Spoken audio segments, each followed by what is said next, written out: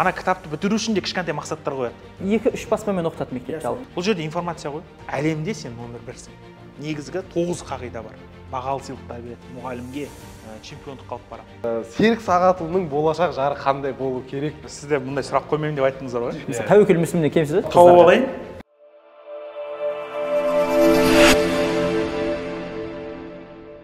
Қайырлы күн, құрметті YouTube көрермендер. Зият подкаст эфирде. Біз осы педагогикалық подкастымызды бастадық. Осы үшінші біздің нөміріміз. Алғашқы 2 нөмір YouTubeға шықты. Лайк басып, өз пікірлеріңізді білдіріп отырыңыздар. Бізде өте қызықты бүгін сұхбат болмақшы. Бізге келіп отырған мұғалім Назарбаев зияткерлік мектебінің география пәнінің мұғалімі Жолдас Серік Сағатұлы. Сәке, қош келдіңіз. Қош болдық. Жексенбідегі уақыт қиып келгеніңізге рахмет. Әдетте жексенбіде не істейсіз жалпы? Шынын айтайын. Кейде әрқалай менде мынандай нақты график жоқ. Кейде 12-ден ұйықтаймын. Кейде ұйықтаймын. Қаншаға дейін? Демалғым келеді. Бірақ негізі көбінесе суббота, сенбі күні көп ұйықтаймын. Жексенбі күні басқа істермен айналысуға тырысамын. Бірақ негізінде жобамен алған кезде сол 8-8:30, 9-ға дейін мүмкіндік болса. Жақсы. Негізі Серік Сағатұлын қандай сала бойынша шақырып отырғанымыз қазір алдағы уақытта біле жатарсыздар. Серік Сағатұлы бұл география пәнінің мұғалімі.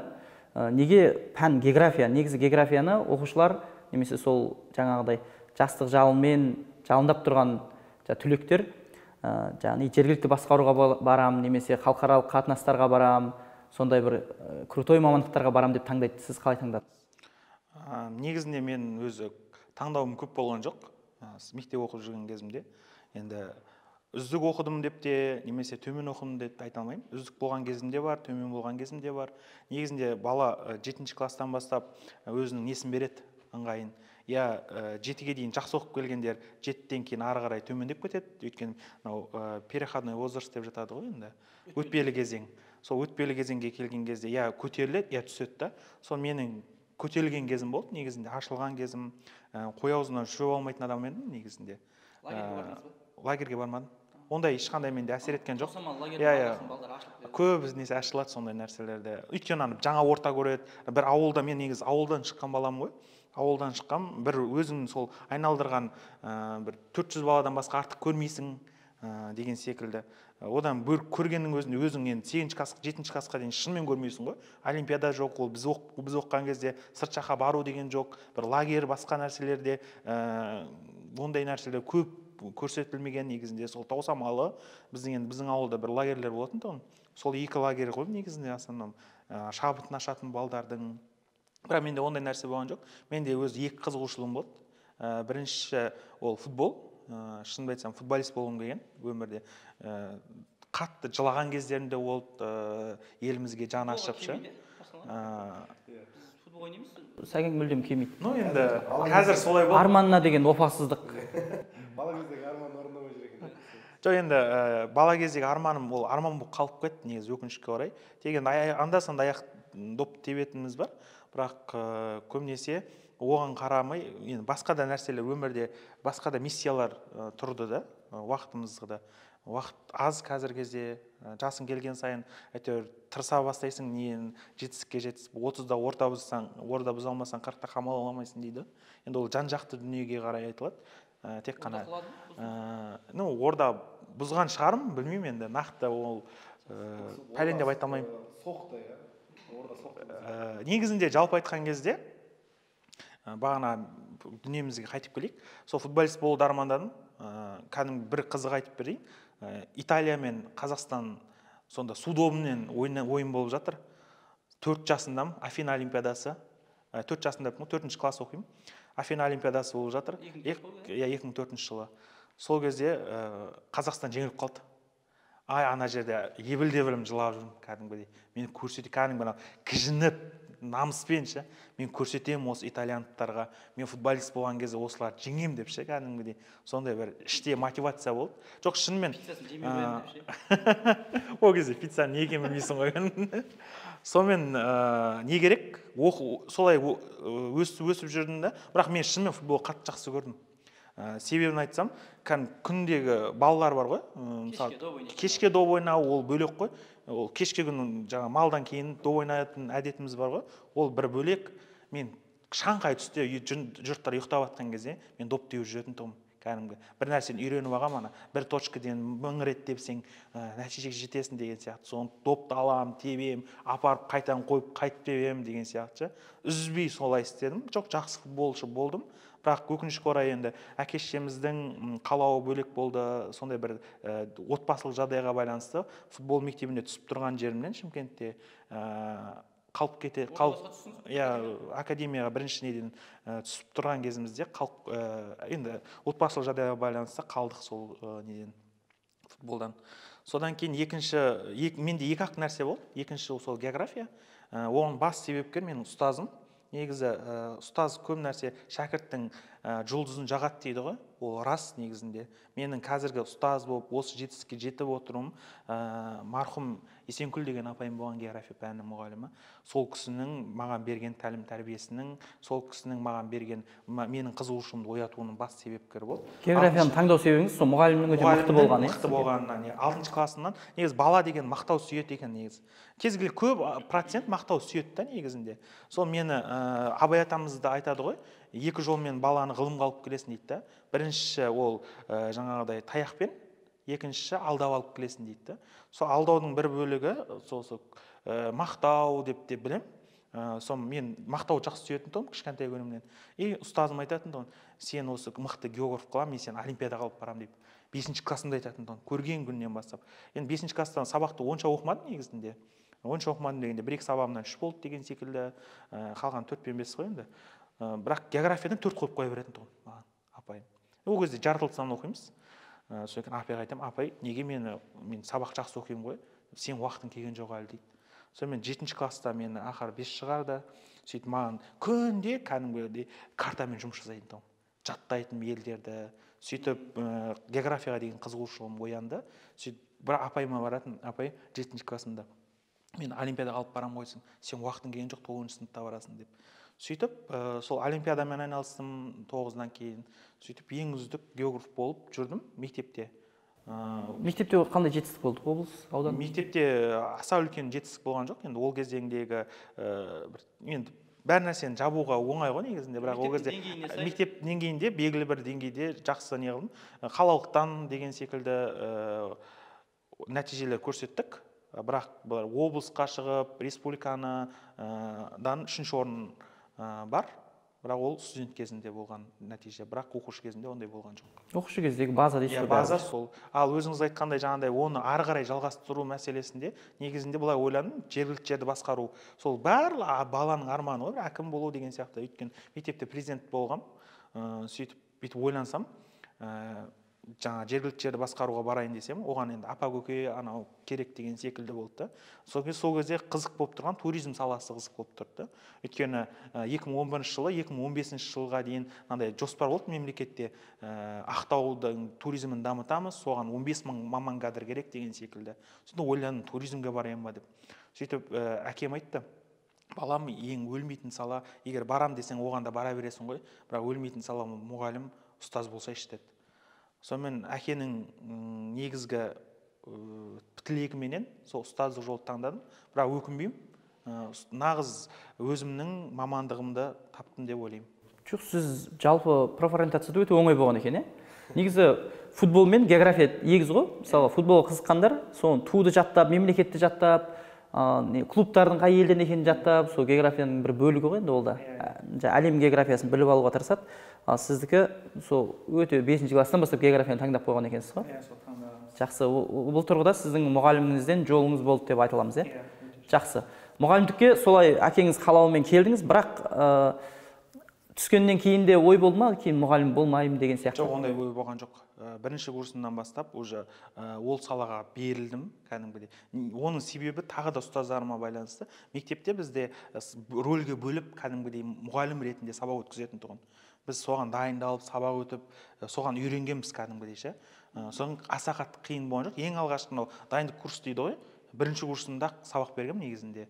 ең алғашқысы уже балалармен мен жақын болдым. Қай университетте оқып едіңіз? Осы Қазақ-Түрік университеті Түркістан қаласындағы ОБТ тапсырып? ОБТ тапсырып, иә, солай түстім. Грантқа емес, ақылы бөлімге түстім. Өйткені географиядан білесіздер, ол кезде ол Қазақстанның орта баллы 88 болған. Сонымен 4 жыл бойына ақылы оқыдыңыз ба? 4 жыл бойы ақылы. Әкемнің грантында оқыдым ғой. Әке-шешемнің грантында оқыдым. Әкесінің грантын осы күнге дейін ақтады деп ойлаймыз Серік Сағатұлы. Мынандай ғой, Серік Сағатұлының жетістігі бұл олимпиада, иә? Бірнеше рет олимпиада шығарды. Сол олимпиадаға оралсақ, жалпы республикалық деңгейде қанша олимпиада шығардыңыз? Осы туралы, жалпы жетістік туралы айтайық, одан кейін барып олимпиадаға қалай дайындау керек екен? Жалпы негізінде осы уақытқа олимпиадалық осы дарынды балдармен жұмыс барысында бір 5-6 оқушы шықты республикадан, ол кәдімгі дарынның олимпиадасынан. Ал одан бөлек те жаңағыдай көптеген дарынның карантин кезінде көптеген онлайн олимпиадалар болды. Оны есептеген кезде ол өте көп болып кетеді. Жыл сайын беріп отырдық. Менің бір нәрсем үздіксіз беріп отырудан, осы республикадан шығарған, осы бүйтіп ойланып қарасам, 8 жылда 7 жыл тәжірибемде үздіксіз орын алып келе жатыр оқушыларым. Яғни Назарбаев зияткерлік мектептерінде бірінші ол облыстық деңгеймен тең сеттің, желі дейді, желінің іші болады. Бұл облыстық немен тең. Одан шыққанда республикаға жолдама алады. Үздіксіз сонда мектеп ішіне қатыстырасыз, ол желіден алады, және республикаға барып бассыз жыл сайын. Негізінде мынандай ғой, біздің Назарбаев зияткерлік мектебі ол география саласы өте мықты. Пәндердің ішіндегі ең мықты олимпиада, өзінің ішінде конкуренция өте жоғары, бәсекелестік бар ғой. Сұрақ осы жерде, ол неден мықты деп ойлайсыз? Бағдарлама мықты ма, әлде оқушылардың басқа пәннен жарылыстануға деген кругозор әсер етіп жатыр ма? Неге ол сала бәрінен? Көптеген нәрсеге мысал келтіруге болады. Ұстаздар да өте мықты. Одан бөлек те Қазақстанда бәсекелес жоқ негізінде ше, Назарбаев зияткерлік мектебіне басқа олимпиадниктер бәсекелестік бола алмайды негізінде. Өйткені оған география бойынша. Оған дәлел ретінде айтайын, былтырғы жылы IGO дейтін бар, яғни әлемдік география сайысы. Содан 4 олимпиадник, ол географиядан Назарбаев зияткерлік мектептері барып келді, оқушылары. Одан бөлек те жыл сайын 2 оқушыдан міндетті түрде барып тұрады. Және де международный олимпиададан өзі 6-7 ғана орын алған. Осы қатысып жүргеніне 5-6 жылдың көлемі болды. Сол 5-6 жылдың көлеміне тек қана 2 рет па 3 рет қана жалпы орта мектептің несі оқушылар ғана орын алған. Қалған бөлігінің барлығын 3 рет Назарбаев зияткерлік мектебі алтын алған. Оның ішінде абсолют алтын болған, кәдімгідей абсолют әлемде 1-ші орын алған, абсолют 1-ші орында тұрған. Мысалға оқушы бар, 3-ші орында тұрған оқушы болды деген сияқты алтын. Одан бөлек күміс, бронза алғандарда, қола алғандарда жеткілікті. Қазақстанның география пәнінен ойып тұрып алатын орны бар. Өте жоғары. Именно географиядан және де сол Назарбаев зияткерлік мектептерінің ішінде сол өте бәсекелестік жоғары. Былай айтқан кезде мен сізге айтайын, Назарбаев зияткерлік мектептерінің арасында бәсекелестік, 10-ші абсолют 10-ші тұрған оқушы басқа облыстардың 1-ші тұрған, абсолют 1-ші тұрғанмен бірдей болып тұрады балы. Яғни бәсекелестік жоғары. Бәсекелестік өте жоғары. Демек, Назарбаев зияткерлік мектептерінің бағдарламасында, енді жалпы мектептің бәрі айырмашылық бар ғой, бағдарламасында географияның жалпы оқу бағдарламасы өте сәтті құрылған. Бұны ары қарай тек дамыту керек, дамыту керек, және де мүмкіндігінше жаңағыдай дайындықты күшейту керек. Содан бар соған қарай көңіл бөлінген кәдімгідей. Бәсекелестік бар жерде даму бар да, бұл айтқым келетін сол. Зияткерлік мектептерінде қатты бәсекелестік бар географиядан. Соның арқасында жан-жақтан баяғыда тек қана 1-2 ғана облыс алатын, Шымкент, ХБН, одан кейін барып Павлодар алатын Назарбаев зияткерлік мектептері. Ал қазір уже жан-жақтан күшейіп кетті. Мысалы Ақтөбе деген сияқты, Алматы, Петропавл деген сияқты. Бізде де соның ішіне кіріп атқан жағдайымыз бар. Шымкент ХБНнен енді бұрынғы әріптестеріміз Атабөтеге, Ақбөбе Жаманқұловна, Нұрсұлтан, одан кейін Нұрсәуле, ол өзі географиядан международный алған, қазір уже дайындайтын ұстаз болып жатыр. Географиядан халықаралықта орын алады да, одан кейін оның жүлдесі бар, иә? Қанша? Жүлдесі ол да Миллиондаған жүлдесі бар ғой. мотивация болды. Негізі соңғы жылдағы Осы қанша бір 3 жыл бұрын бекітілген жыл бір 2 жыл бұрын иә. Асхат Аймановтың кезінде. Асхат Айманов министрдің бұрынғы министрдің кезінде Мотивация болсын. жалпы негізі бірінші орынға 1500 МРП көлемінде ақша тігіледі. Яғни 5 миллионда жобасында 5 миллионнан. Ол демек инфляцияға ұшырамайды, МРП-мерге өсіп отырады. Өсіп отыра береді. Одан кейін екінші орынға 3 миллионның жобасында, одан кейін барып неде 1,5 миллионның жобасында 500 МРП, үшінші орын алғандарға 500 МРП, екінші орындарға 1000, бірінші орындарға 1500 МРП-дан береді. И және 3 миллион. И 1,5 миллион. 1,5 миллион. Неше? Тренерлерге де 500 МРП көлемінде, яғни 1,5 миллион көлемінде жаңағыдай ақшалай сыйлық береді. Бұл тренерлерге де мотивация, и плюс оқушыларға да мотивация. Шымкенттегі әріптестеріңіз алды ма 1,5 миллион? Алған шығар, сұрамадым жекесінде. Жууға шақырмадым. Шақырмады.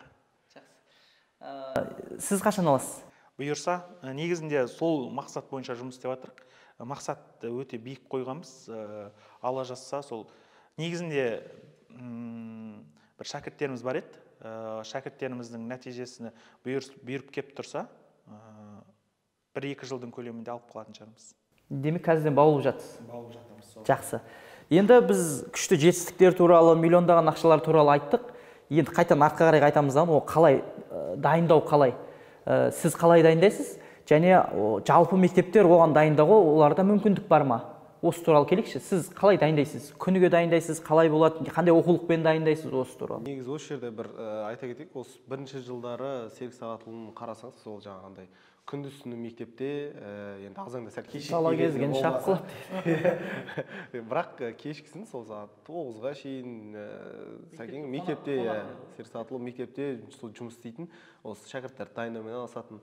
Сол кезде ойлайтынбыз, енді олимпиадада жетістікке жетудің бір жолы осы шәкіртіңмен бірге соңына дейін бірге дайындалу, күндіз-түні еңбектеп.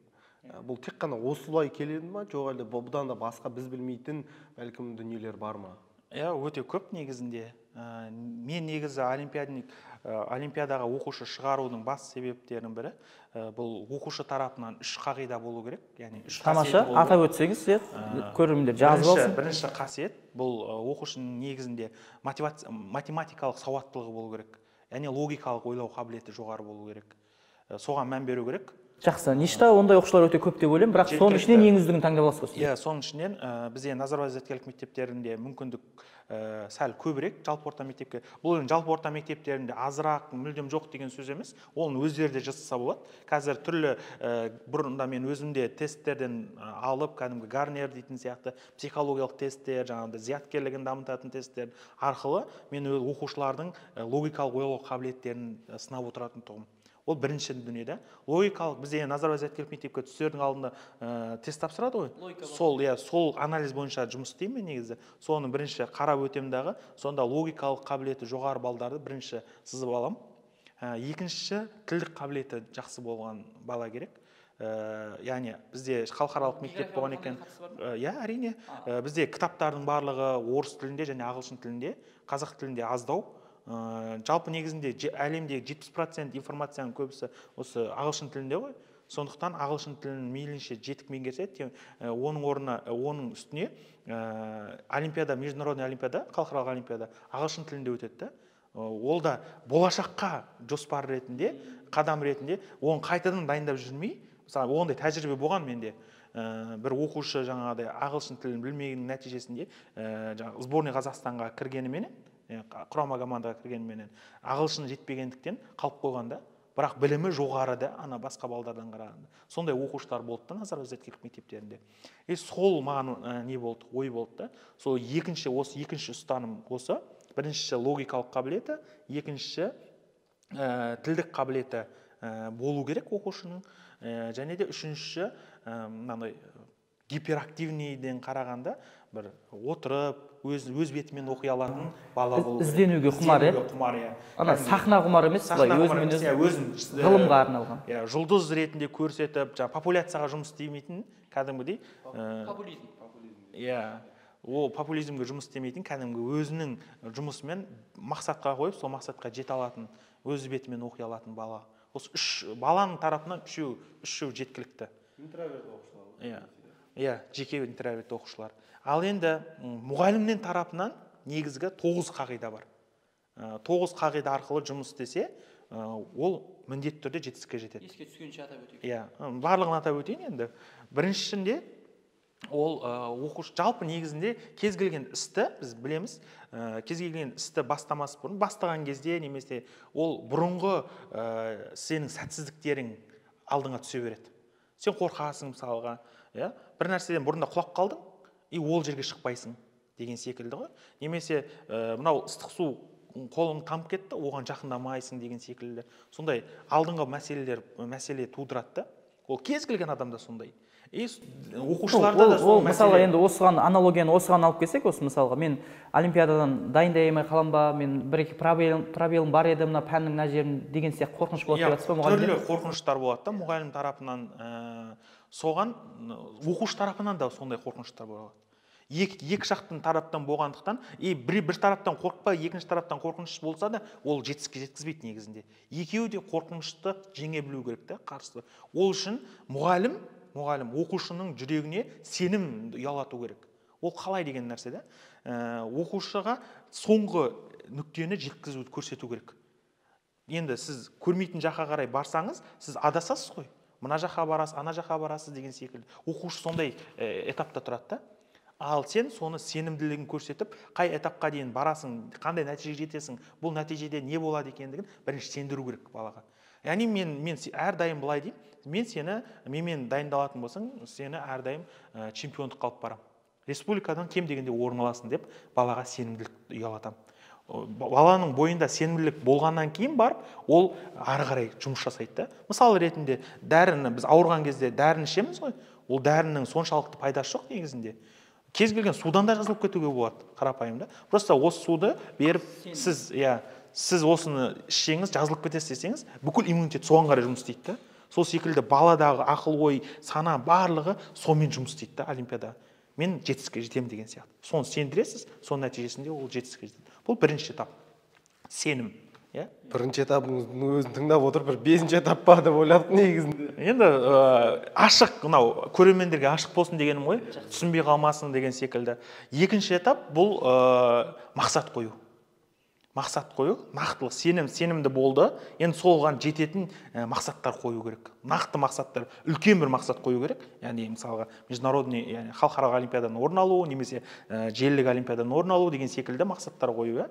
Екінші мақсат соларға міндеттер қоя білу керек та. Мақсаттарға қалай жету керектігі міндеттер қою керек. Және міндеттердің өзі кішігірім мақсаттарға айналу үшін тағы да міндеттер жалғастыру керек. Сөйтіп, мақсаттарды айқындап алу керек. Мақсат айқын болмаса, әшейін дайындалып жүре берсе, ол ешқашан жетістікке жетпейді. Енді мақсат белгілі. Географиядан осындай, мысалы, желіліктен орын алады, үйтеді, дейді дағыны, мысалға, әр күн сайын деген сияқты. Әр күн сайын, мен ол мақсатқа жету үшін не істеуім керек? Қай кітаптарды бітіруім керек? Ана кітапты бітіру үшін де кішкентай мақсаттар қояды. Мен осы мынанша күні мынандай кітапты бітірем, мынандай нәрсе істеймін деген секілді. Нақты. Оны жоспарларын жасауға сіз көмектесесіз. Әрине, міндетті түрде.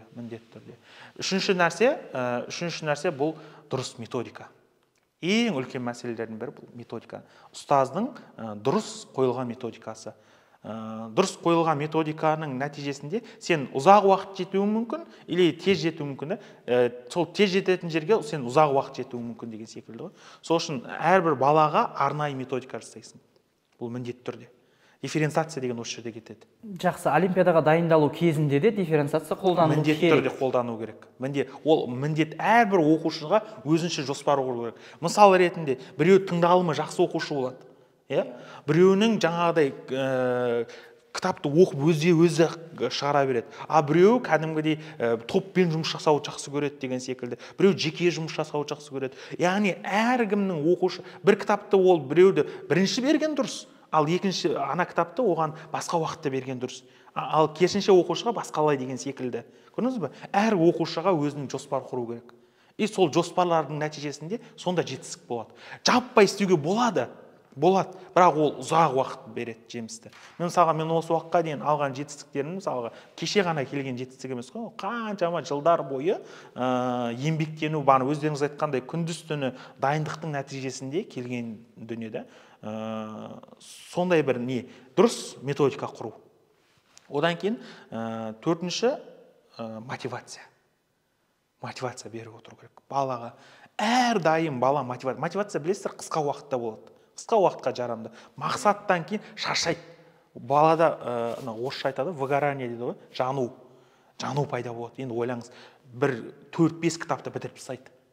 Сіз мысалы қанша кітап бітіресіз бір айдың ішінде? Өте аз, біреу. Тіптен машин біреулер бітіре алмайды да. Ол сіздің бітіретініңіз әдеби кітаптар, шығармалар оңай оқылатын. Ал ол ғылыми кітаптарды бір айдың ішінде 5 кітап, 4 кітап бітіреді. Соны бітіру процесін көрдіңіз ба? Ол жанады, ол бала деген жанады. Ол жанбас үшін сен әрдайым мотивация беріп отыруың керексің. Әрдайым жеке осындай сөйлесу керек болатын кездер болады. Сөйлесесің олармен. Менде бір оқушы болған, 3 рет келіп, кәдімгідей әлі олимпиададан орын алған жоқ. 7-ші класстан бастап дайындайсың баланы. 9-ші классқа дейін 3 рет кетіп қалған оқушы болды менен. Бірақ әрдайым осылай мотивация бересің, содан кейін ол қайтып келеді. Сөйтіп ақырында сол менің жұлдызым жақты. Сол оқушы. Мысалы, республикадан да орын алды, қатарына желілік олимпиададан қатарына 4 жылға орын алды деген секілді. Ең алғаш менің жұлдызым жаққан оқушы сол болатын. Сол кезде тастап кеткен кезде мотивация бермей. Көп адам негізі мотивацияны дұрыс бере алмайды. Сол дұрыс беру керек мотивация. Жетістікке жетуді кілтін табу керек та, сол жерде ол қай жерден жанып жатыр ол. Соны кілтін тауып, баламен бірге сен жүруің керексің. Сол кезде жетістікке жетесің. Бұл 4-ші мотивация. 5-ші бағалау. Бағалау жүргізу керек. Әрдайым баладан, о бала оқушы ғой бәрібір. Кетіп қала береді, жан жаққа кетіп қалады деген сияқты. Әрдайым қадағалап отыруың керексің, және де әрдайым олимпиадалық сұрақтар арқылы, басқа тапсырмалар арқылы не істеп отыруың керексің, бағалап отыруың керексің. Бүгін оқыған кітабын, кері байланыс. Бүгін оқыған кітабыңдан да жаңағыдай өзің алдын ала тест құрастырып беріп отыруың керексің. Немесе жаңағыдай бір кітап бітірді ма, соған арнайы кітап тапсырма құрастырып отыр. Осы жалпы айтқан кезде бағалау жүйесін құрып алуың керексің. Недегі дайындықта. 6-шы бұл бәсекелестік орнатуың керексің. Міндетті түрде сен 5 бала дайындасаң, соның біреуі атады. Точно біреуі орын алады. 5-еуде орын алу деген қиын негізінде. Бір параллельден да, мысалға. Сонда аласыз да, олардың бәрі дайындалып атады, мектепшілік олимпиададан кім жақсы жинаса, сол сетке барады деп олған үнемі айтып отырасыз. Олардың барлығы жарысады оған. Одан бөлек те мысалы 5 бала дайындап жатсың ба? Бір баламен дайындалсаң бар ғой, қиын. Ол қасындағы адамдармен жарысатын адам жоқ, ол өзін лучшымын деп ойлайды. Әрдайым мен кереметпін деп. Ал білесіздер, мен кереметпін деп өзін тоқтатып тастаса, уже тоқтатып тастайды да. Сол үшін бірнеше адам қасына қосып қойсаң, артынан еріп отырады да. Анау одан сайын тырыса береді. Мен жұрттан қалып бара жатырмын, пәленшеден бүгін ананы оқытты деп. Бірақ мен әділеттілікке ұмтыламын. Әділетті. Мысалы, бәріне бірдей тапсырма беремін. Мысалға, бәрі кітапты да, мысалы бір кітапты. Ол жан-жақты өзінің несімен оқиды да ол. И сол жетістікке жетеді. Мен андай біреуіңе мынау жасырып біреуіңе мықты оқитын балаға мә мынаны оқы деп, анаусына мынаны оқысаң жетеді деген сияқты олай жасамаймын. Бәсекелестік әділ түрде болды. Мен де мысалы қасымдағы бәсекелестік, мен мына нәрсені айтып отырмын, ол әділетті түрде өтсін деген да. Мысалы, давай мен всегда әрдайым былай жасайтын, мына кітапты оқиық, давай бірге жарысайық, ең соңында екеуміз осыдан тест тапсырайықшы деп. Осылай істейтін том всегда. И балалардан да соны талап етемін да. Осы бәсекелестік орнату керек. Бәсекелестік бар жерде жетістік бар. 7-шісі бұл енді өте жақсы нәрсе, бұл активити ұйымдастыру. Бала бағана жанат, басқа нәрсе. Всегда бір кітапты бітірген кезде, бір жетістікке жеткен кезде міндетті түрде түрлі активитилар жасау керек. Видео, кино көру, киноға бару деген секілді, немесе жаңағыдай тамақ алып беру деген секілді. Ол бала сен үшін ол 3-4 теңгелік дүние шығар. Бірақ бала семен бірге тамақ ішсе, семен пікір бөліссе, ол балаға одан артқан мотивация жоқ негізінде. 8-ші олимпиаданың алдында дұрыс стратегия қолдану керек. Или дұрыс тактика қолдану керек.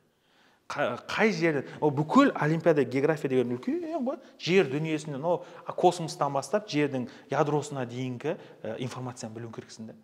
Ол енді былай айтқан кезде кейбір мысалы математикада қиын дейді ғой, бірақ математика формула ғой, жатқан формула арқылы шығарсаң болды деген секілді да. Мен әр пәнді бір кемсіту айтып жатқан жоқпын. Просто бұның да географияны да үлкен бір көлемде информациялық қабылдау керек та. И сондықтан оны қалай сен дұрыс тактика қолдану дейтін сұрақ туындайды. Ол не үшін керек деген нәрсе, ол сенің оқушыңа дұрыс бағыт бағдар бересің. Сен осы көлемде дайындалшы, сен точно орын аласың деген секілді. Ол қалай келеді деген, бұл 9-шы критерийге байланысты келеді. Бұл анализ жасау. Мұғалім өзінің жұмысын міндетті түрде анализ жасап отыру керек. Жыл сайын мен олимпиададан анализ жасаймын. Қай сұрақтардан көп келді? Қай бөлімнен көп келді? Өзі бар ғой, географияның бөлімдері. Сол бөлімдерден қай саласына көп келді? И сол саладан биыл келді, былтыр келді, оның осы 3 неден кейін тағы да келуі мүмкін. Иә, келуі мүмкін деп. Жоқ, мен соңғы 3 жыл қарамаймын. Осы уақытқа дейінгі барлық олимпиадаларды қарап шыққам. Енді мен бұрыннан келе жатқаннан кейін маған оңайлау да кәдімгідей. Солай жасау керек. Міне, сол арқылы сен дұрыс тактика қолданасың, и ол жемісін береді. Мен осы уақытқа дейін беріп келе жатыр ол жеміс. Осы тұста сіз мысалы өзіңіз олимпиаданың төрешісіз. Мысалға, иә, болдыңыз. Қаншалықты олимпиаданың төреші болу сіздің осындай анализ жасауыңызға және стратегиялық осындай қадамдар жасауыңызға көмектесті, немесе көмектескен жоқ? Әрине, ол өзің біліміңді арттыру деген сияқты. Төреші болу өте қиын екен негізі. Өте қиын, себебі жан-жақты ой болады, жан-жақты пікір болады деген сияқты. Оны қатып тұру керек өз ойында. Олимпиадада нақтылық бар шығар біраз бірақ. Иә, нақтылық бар. Гуманитарлық пәндерге қарағанда жаратылыстану пәндеріне нақтылық бар. Гуманитарлық мысалға география жаратылыстануға жатады ғой. География жаратылыстануға жатады, сондықтан бізде көбірек нақтылыққа көңіл бөлінеді. Тек қана біз негізінде жаратылыстануға да гуманитарияға кіреміз. Экономикалық салада сұрақтар, ашық сұрақтар келген кезде ол жан-жақты ойын білдіруге тура келеді. Сол үшін сен көбірек информация қамтылуың керексің. Осы жерде сәл қиындықтар туындады. Жақсы. Міне осы 9 критерийге жетсең, мұғалім істей алса, міндетті түрде ол олимпиададан орын алады. Енді былай ішіне кірейікші. Сіз жаңа мысалға мына кітап тауыс деп бересіз. Ол кітапты тауыстудың несі қандай? Конспект жасайды, немесе оны не қылады, көшіреді, әлде әртүрлі тактика оқу, иә. Негізінде мен міндетті түрде талап ететін басты дүниелердің бірі, көп оқушыдан талап ететін дүнием. Ол енді оқушының несіне, қабілетіне байланысты көбінесе талап етемін. Бірақ көбінесе талап ететін ол жазбаша. Конспект жазу. Неге деген сияқты кітапты оқып отырып міндетті түрде жазу жүргізу керек. Неге десеңіз, қол қимыл арқылы ол миға сигнал беріледі. Ал мидағы сигнал ол критический неде жағдаятта, ол кезде ол ойына келеді ол нәрсе. Ол ұмытып қалуы мүмкін, бірақ ол әрдайым ойына келеді. Сөйтеді, ол сол сұрақтың жауабын шешеді. Сондықтан міндетті түрде жазбаша берем. Ал кейбір оқушылар бар, жазбашадан бөлек тек оққан түсініп ала беретіндер бар. Оларға жазбаша көбінесе бермеймін. Міндетті түрде жазу керек, керек даталар, керек нәрселерді, бірақ одан көп талап етпеймін жазуды. Бірақ көбінесе жаңағыдай оқушылардан жазбаша міндетті түрде талап етемін. Стратегияңыз сонда былай түсінгенімше, мысалға аптаның басы деп есептесек, бір аптаға мысалға белгілі бір параграф берілді, соны оқиды, көшіріп жазады, аптаның соңында сол параграфке байланысты тест аласыз. Көбінесе кітап нелерден кітап біткен кезде сол кітаптан аламын. Сол кітап бойынша тест алып отырасыз. Сөйтіп тест алып, қай жерден қате жіберді, соны қайтадан қайталай ма? Иә. Жоқ, қайталайды, міндетті түрде барлық олимпиадалардан қай жерден қате кетті, соны қайтадан дайындалады олар. Иә, соның нәтижесінде олар жетістікке жетеді. Енді сіз өзіңіз қалай ойлайсыз? Мысалы, ол барлық сол сұрақтарға дұрыс жауап беріп, жаңағыдай осы олимпиададан жүлделі орын алуы, ол сол жаңағыдай тесттің сұрақтарын жаттап алғаннан туындай ма? Жоқ әлде ол сол бүкіл сіз берген кітаптарды түсініп, соны оқығаннан туындай ма? Бұл жаттанды білім бола ма? Жоқ әлде түсінген, өзі анализдеген білім бола ма? Негізінде оқушылардан бас талап ететін нәрсем информацияны дұрыс түсіну керек. Дұрыс түсінген кезде ғана ол анализ жасай алады. Мүмкін ол сұрақтың жауабын білмес, бірақ сұрақтың несін талдайды.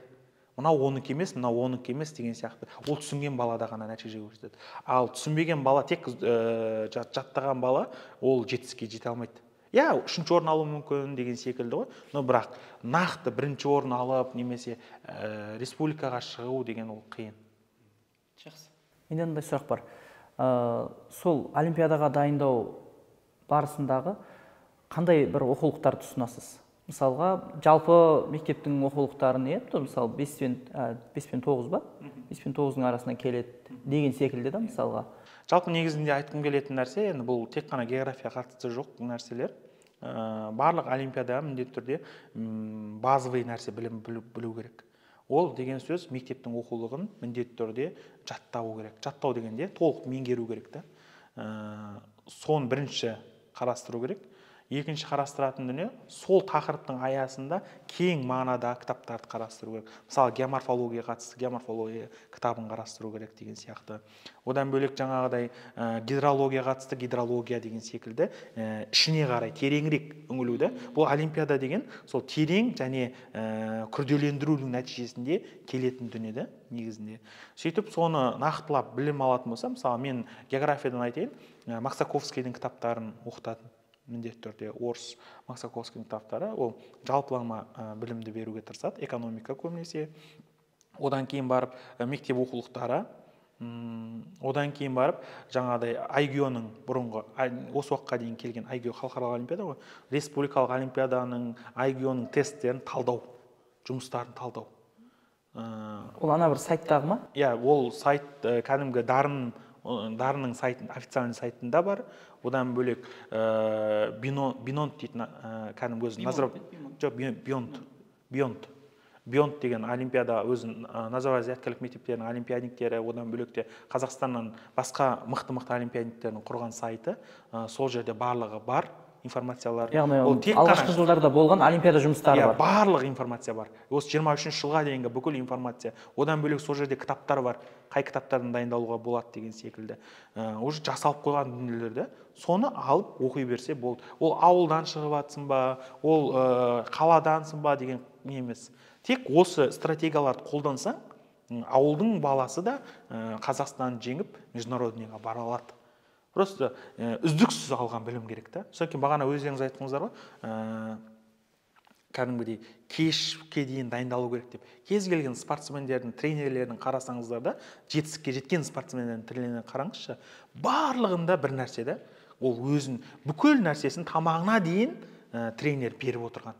Үйіне жатқызған мысалғашы ауылдың балалары. Міне соның нәтижесінде олар жетістікке жетіп отыр. Бұл айдан дүние табудың қажеті жоқ. Солардың мықты тактикаларын алу керек та. Сөйтіп сен оқушыларыңа қолдан, сен де жетістікке жетесің. Яғни үздіксіз кешке дейін отырып дайындалатын болсаң, уақытыңды оқушыға бөлсең, жемісін береді. Оқулықтарда, мектептің оқулықтарында баспада мәселе бар ма, жоқ па? Жоқ, мектеп баспасы деген баспалар ғой, қазір негізгі мектеп. Бір 2-3 баспамен оқытады мектеп жалпы. Мектеп Арман ПБ, Атамұра. Атамұра, иә, сол мектепті білем. Сол Атамұрамен оқытқызам көбінесе, сол екеуі. Бұл жерде информация ғой, маңыздысы.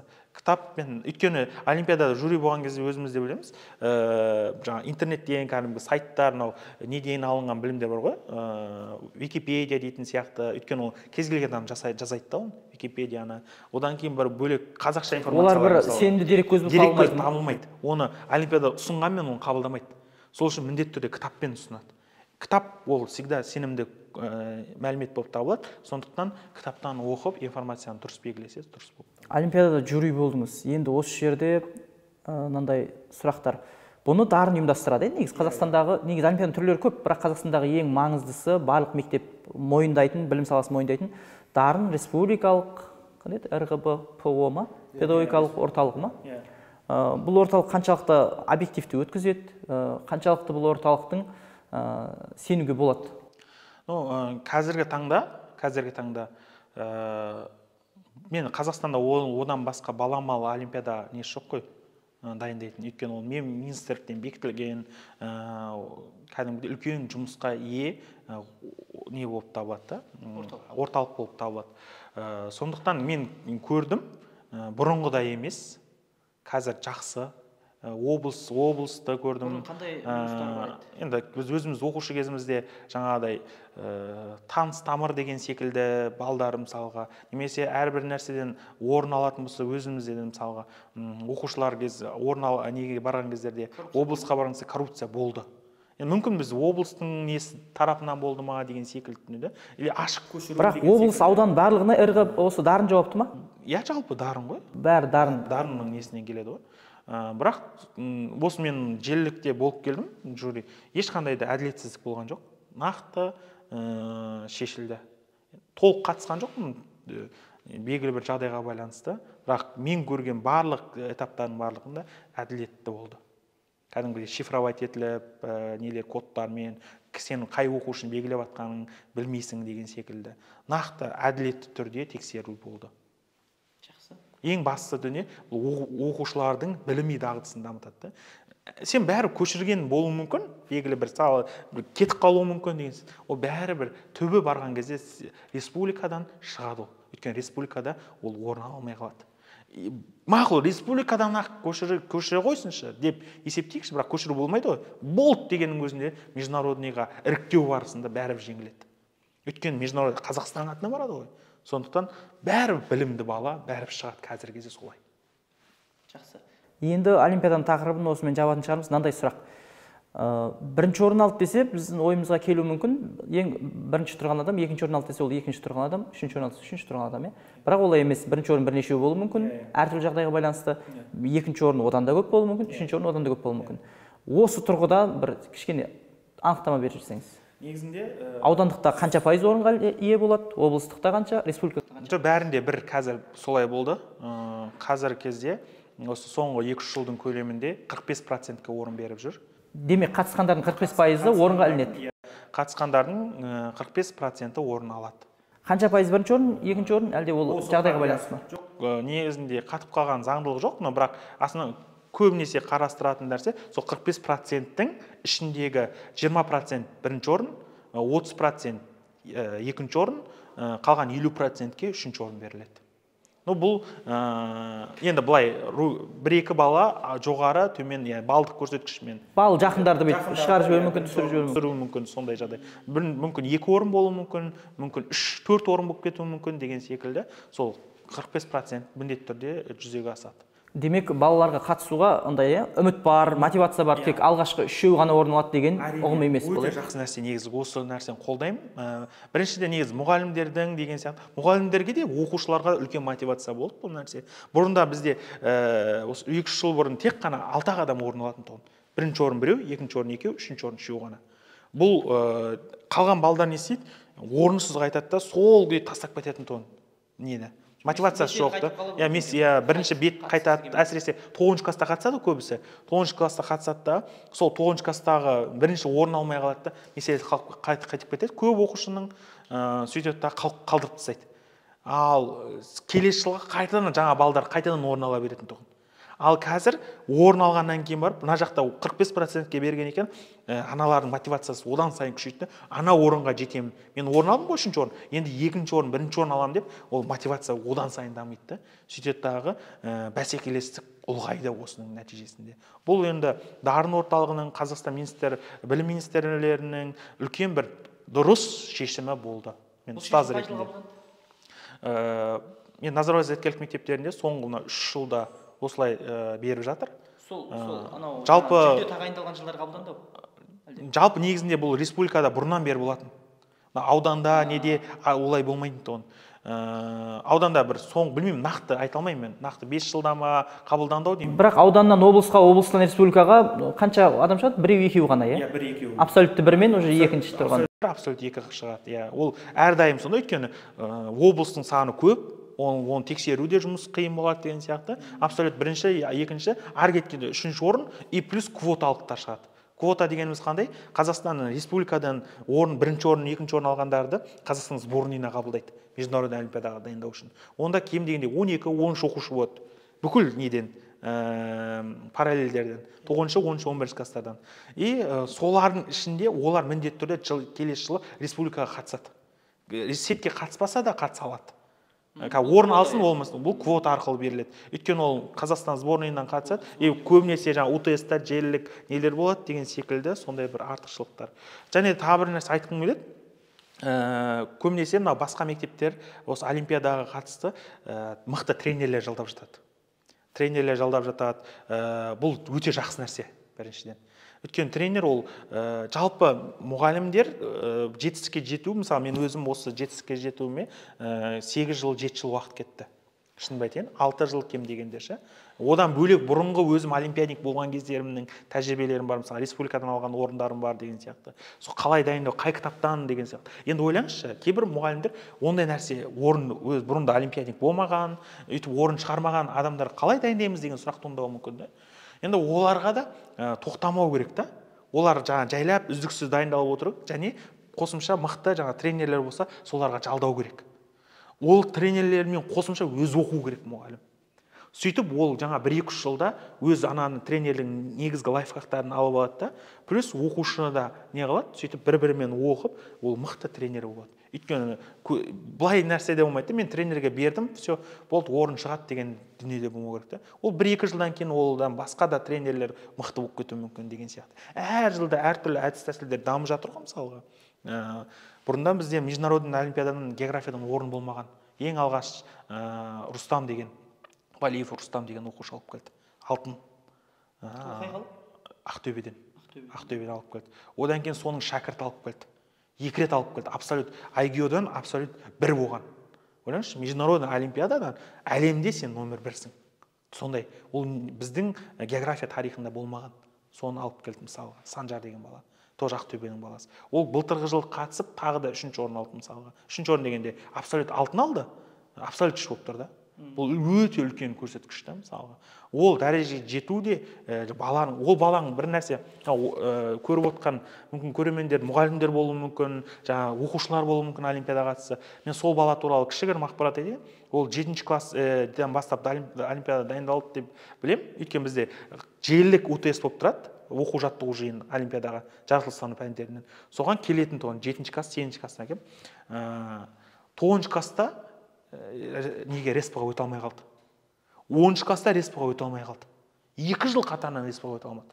Сөйтіп 11-ші, ойлаңызшы, ол бала сөніп қалуға болар еді. Орын алды желіліктен, бірақ респаға өте алмады. Бала деген мотивациясы неғып кетуі мүмкін. Бірақ ол не істеді, керісінше не қылды, оқыды. Соның нәтижесінде келесі 11-ші класста абсолют 1 болды. Бүкіл жеңіп алды. Не бар? География қатысы бүкіл олимпиада. Сеттен де 1 алды, Респадан да 1 алды. Одан бөлек бізде IGO олимпиадасынан бөлек те Европейский олимпиада бар, Европалық олимпиада. Содан орын алды. Одан бөлек геологиялық олимпиада бар, одан орын алды. Одан бөлек международный олимпиада IGO бар ғой, одан орын алды. Ең титулованный олимпиадник мысалы. Ол не қылды? Айтқым келетіне, сіз 9-да тоқтап қалмаңыз деген, орын алмай қалдым деп. Дайындалыңыз, 10-ші класста аласыз, 11-ші класста алуыңыз мүмкін. Или 10 болмай қалды ма, 11-де, 12-де алуыңыз мүмкін деген сияқты. Атқан білімдеріңіз, еңбектеріңіз жана берсін, тек қана дайындықты күшейте беру керек. Сол айтайын. Жақсы, олимпиада туралы өте көп ақпарат берді. Біз өте аз сөйледік. Біз бүгін заманауи мұғалім болып аз сөйлеп, сізді көп. Иә. Жоқ, мен енді айтқым келетіні, бұл жерде мүмкін мен де қате айтып жатқан шығармын іштерінде, бірақ мейлінше өзімнің тәжірибемнен алуға тырыстым барлық нәрсені.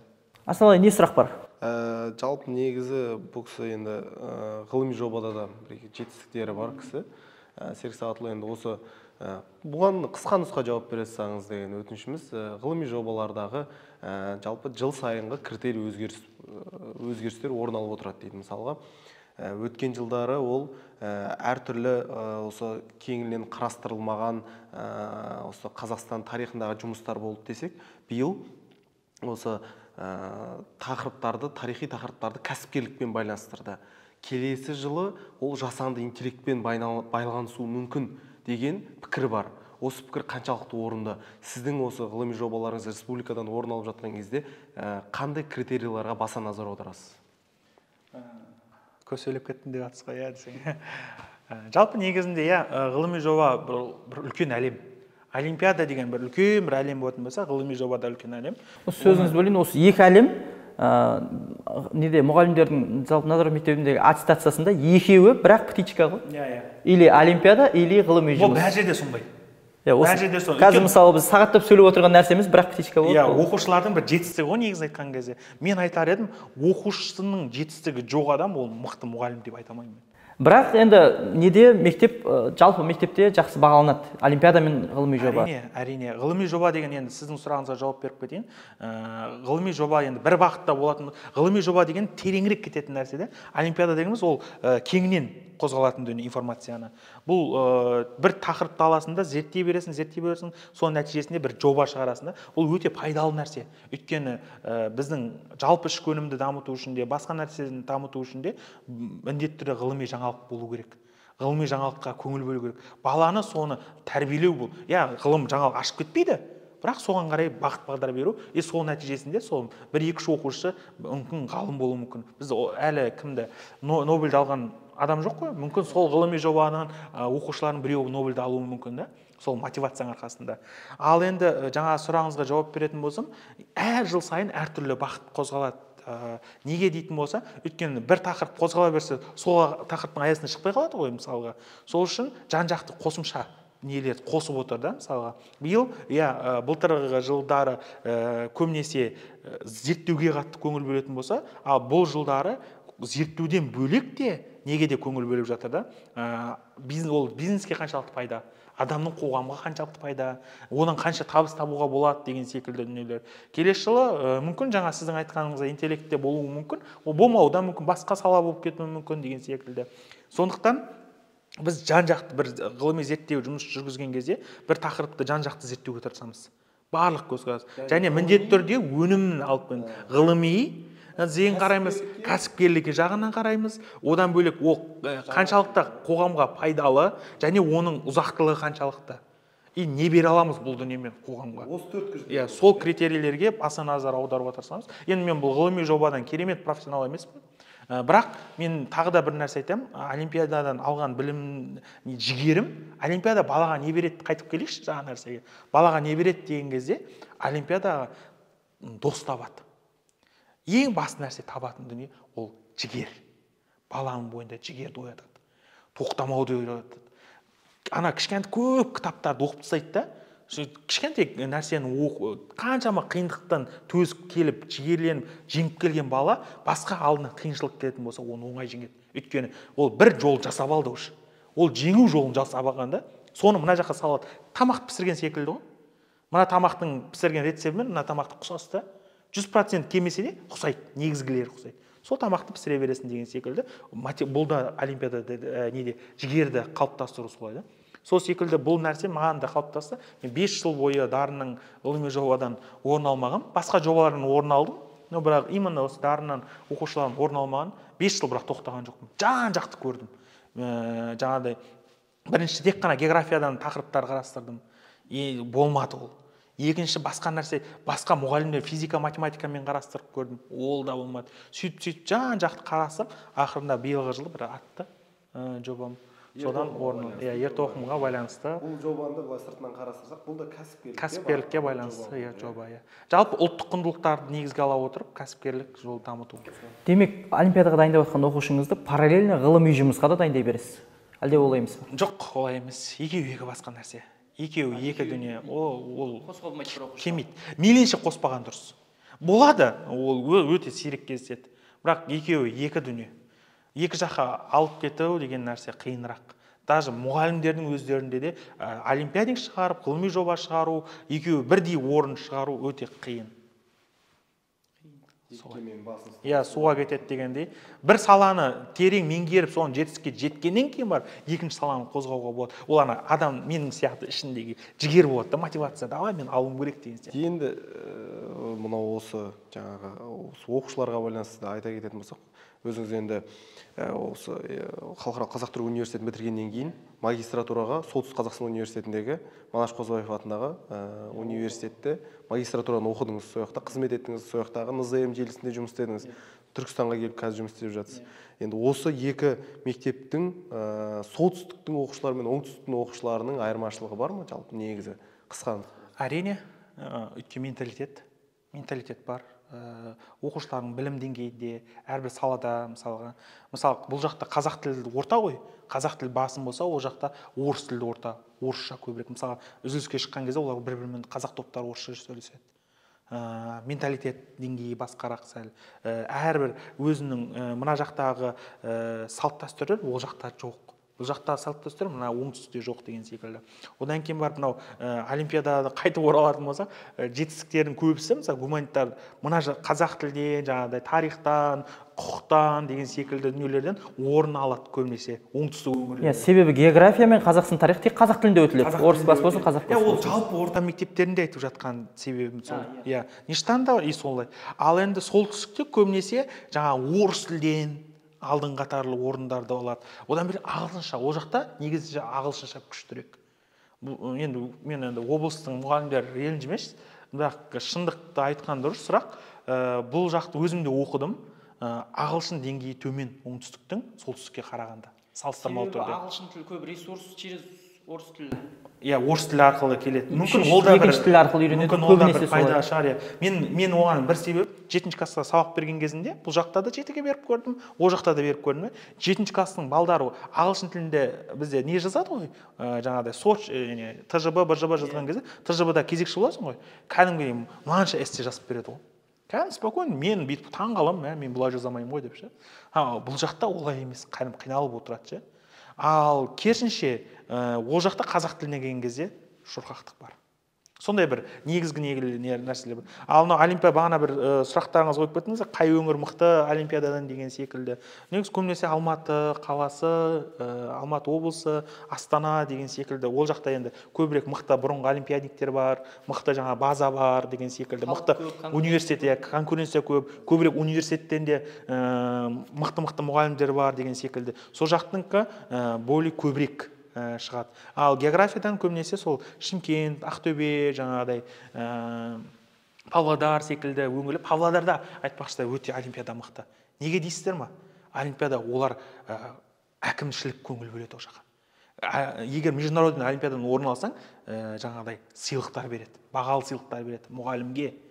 Мысалға мен бір директормен бардым бір кез жол түсіп республикалық олимпиада. Сол кез айтты, бірінші орын алды да баласы, или екінші орын алған ба білмеймін, машина берген ғой. Сол кезде, осыдан 4 жыл бұрын, 5 жыл бұрын. Яғни білімге қатты көңіл бөледі. Біз әрдайым білімге көңіл бөлсек, негізі дамыған мемлекеттерде білімге, ғылымға жалпы ішкі өнімнің 2,7, 4,3% жалпы ішкі өнімнің береді екен ақшаны. Дамыған мемлекеттер, ақш, Қытай, Жапония секілді мемлекеттер, ғылым, жалпы ішкі өнімдерінің. Ал Қазақстан нақты 1-ден төмен процентті ғана білімге қояды. Енді сол білімге құйса ғана нәтиже көрсетеді. Өйткені білім арқылы ғылым дамиды, ғылым арқылы өндіріс дамиды, өндіріс арқылы жалпы ішкі өнім көтеріледі. Сол ғой негізінде ғылымға көңіл бөлу керек. Әрдайым оқушыларға да айтатын дүние, ақшадан қиналмай ғылымға көңіл бөліңіздер. Мемлекет берді, мемлекет қарап жатудың қажеті жоқ. Өздеріңіз оқыңыздар, білім алыңыздар, дамыңыздар. Ата-аналарға да айтатын дүнием сол. Балдарыңызды оқытыңыздар, репетитор жалдаңыздар, IGO-дан неден международный олимпиадаларға мықты оқушылар. Олар сіздердің жеңіл, оңай алып барады. Бірақ барлығының негізгі кілті ол оқушыда. Оқушыда мотивация болса, оны тудыра алатын екінші мұғалім. Сонда болса жетістікке жетеді. Енді содан бөлек өзіңіз енді осы кәсіпкерлікпен де айналысасыз. Осы кәсіпкерлік жайында енді өзіңіздің бала арманыңызды орындағансыз деп есептесек болатын шығар. Енді спортта футболмен айналысып тұратын болсаңыз, осы барысында туризмге барғыңыз келген кәсіпкерлігіңізді әлде дамытып үстіндесіз, дөңгелетіп үстіндесіз. Түркістан туризміне үлес қосып отыр. Түркістан туризміне жалпы өзіңіз айтқан жалпы ішкі өнімнің дамуына үлес қосып жатырсыз. Мемлекетке қанша налог төледіңіз деп ше? Соңғы жылда енді қанша осындай. Қазір енді декларация барлық нені жүргізіп жатыр ғой енді. Енді қанша налог байланысты ифмді жаптым деп ше? Жоқ, қанша налог төледім. Мен әділетті түрде өткіземін. Ешқашан Қазақстаннан ақшамды өзімді налогтарымды жасырып қалған емеспін. Біріншісі бірақ 2023-ге дейін мониторинг болды. Ол да бір жақсы болды негізінде. Жалпы ішкі өнім. Бірақ мынанша ақша төледім деп айтпай ақ қояйын. Әжептәуір ақша төледім негізінде. Қанша адамдарды қыдырттыңыз, не қылдыңыз? Енді мамандығыңызбен тікелей байланысты. Қалаңызда өте қызықты туристік қала, мысалға. Қалаңыз деген қала кетті, қаламыз. Бұл сала негізінде, шынымен бала күнгі арманым болатын. туризм саласы деген секілді сөйтіп ойлана келе неге мен өзім сөйлей аламын, сол өңірді білемін жергілікті түрде. Тек қана мен бұл өңір емес, Қазақстанды білеміз Мен ғой. аты қандай? Парақшаның аты қандай? Go Travel. Go Travel. Иә, андай туристік. Сакетау емес, иә? Жоқ, Ондай емес. Сакетау емес. Ондай мен жеке бастыққа алмадым. Go деген кеттік, travel дейтін саяхат деген, саяхатқа кеттік деген мақсатта әріптесім екеуміз ашқан болатынбыз. Ол да мұғалім айтпаштай. Екеуміздің біріккен бір солтүстік Қазақстан мен оңтүстік Қазақстанды байланыстыру мақсат. Негізінде біз алып баратынымыз Көкшетау. Негізінде Көкшетаудың оңтүстіктен Көкшетауға алып барғымыз келді де, өйткені ондай агентство жоқ екен. Ал солтүстіктегілерді оңтүстікке алып баруды. автобус босқа айтпайды да. Тарихи екі астананы біріктіріп отырмыз. Иә, жалпы негіз айтқан кезде бұл қызықты ой болды. Мына карантиннен келген негізі ой. Сөйтіп ойладық, осы ашайық. Мұғалім тек қана бір ғана салада емес, жан-жақты өзім сынап көрейін. Мұғалім ретінде емес, жан-жақты өзімнің басқа да қырларымды ашуға тырыстым. Сөйтіп осы саламен, туризм саласымен, өзіме жақын саламен айналысуға тырыстым. Сөйтіп нәтиже көрсеттім.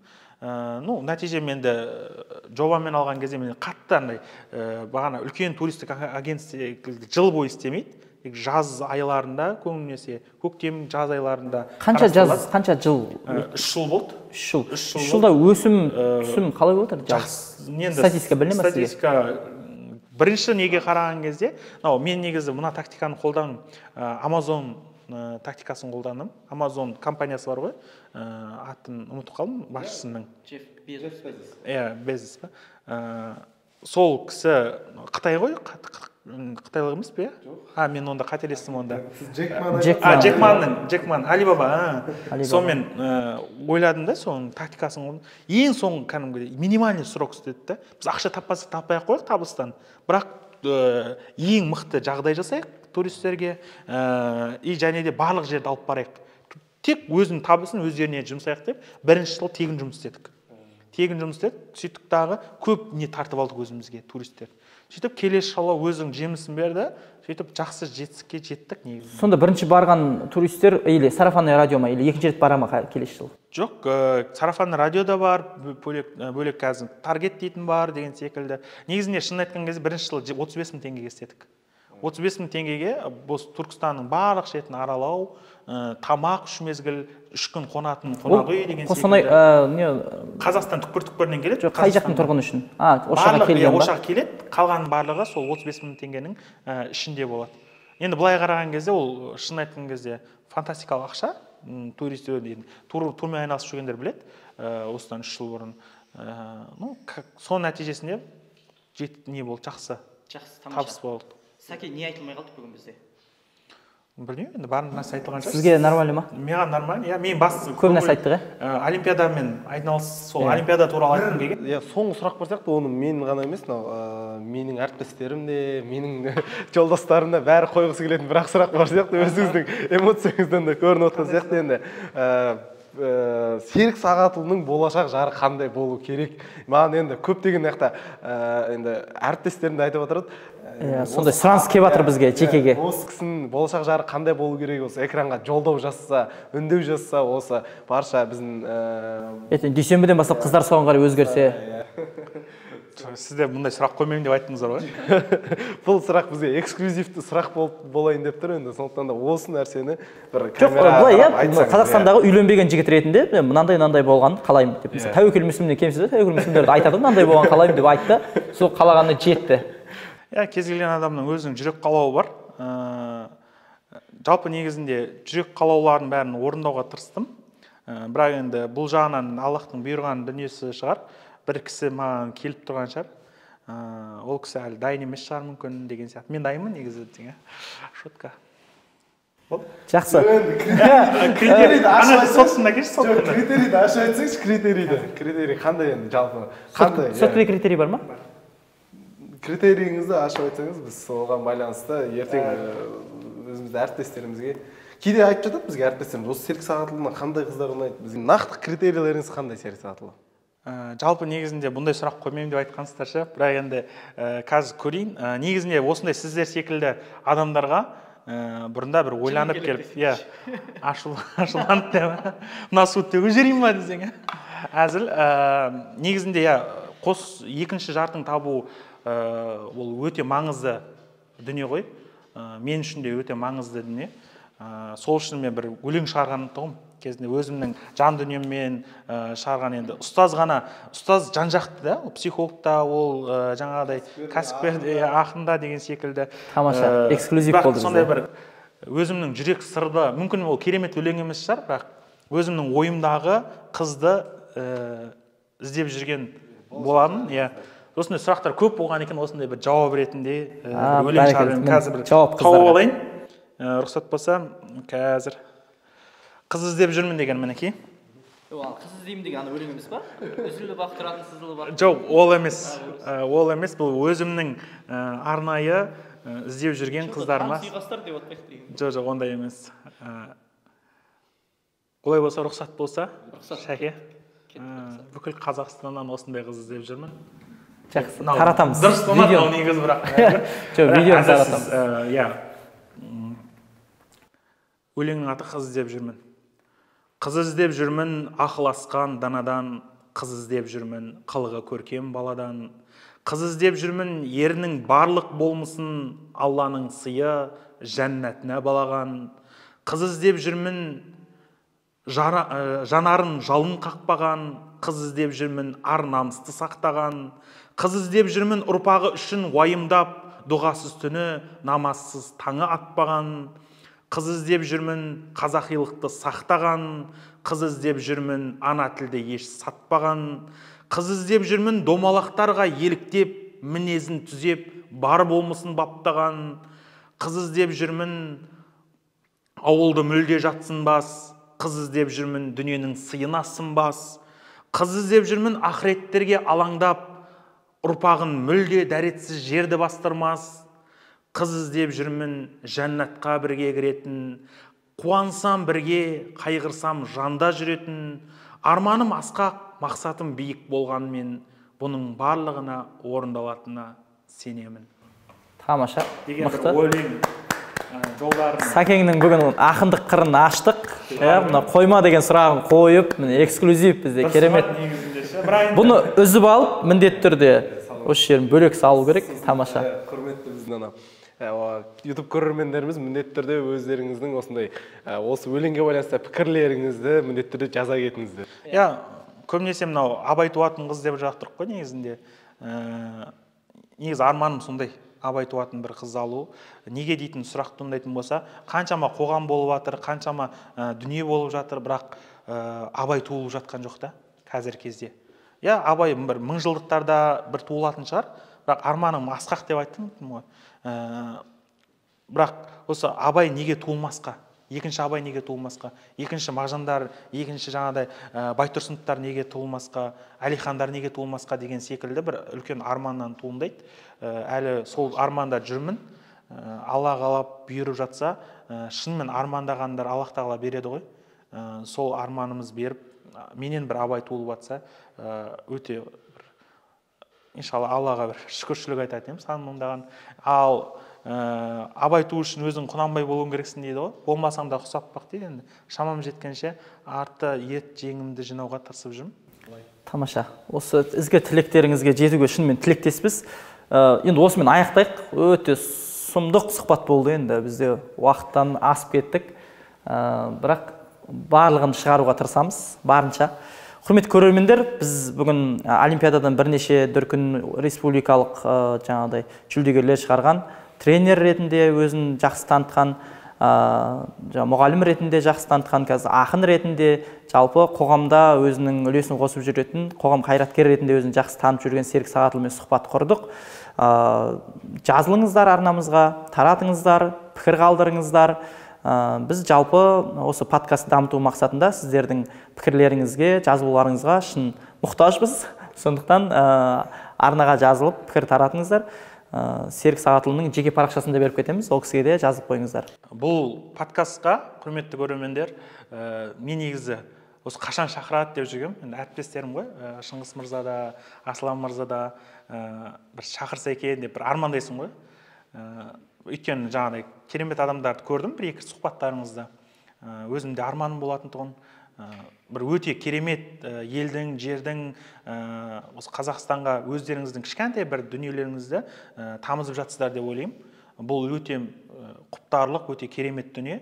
Құрметті көрермендер, әрқашан осы подкастты, осы азаматтардың еңбектерін әрдайым бағалайық, арнаға жазылыңыздар, жаңағы колокольчикті басып қойыңыздар, әрдайым лайк басыңыздар, тек жақсы комментарийлерді жазсаңыздар, бұл кісілерге де үлкен шабыт болады. Өйткені бұл үлкен еңбек, үлкен мақсат, ұлтты тәрбиелеу мақсатында жүрсіздер.